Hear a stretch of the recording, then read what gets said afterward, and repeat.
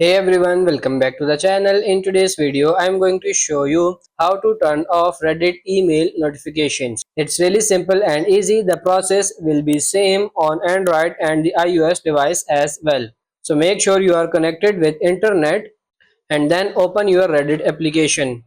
And when you open the app, tap on the profile picture in the top right corner and you will see this pop-up menu here.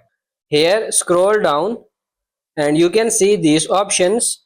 You have to tap on this last option, settings here, and in settings you have to tap on this first option, account settings. And now if you scroll down a little bit, you can see this option, contact settings, and you can see this option, manage emails.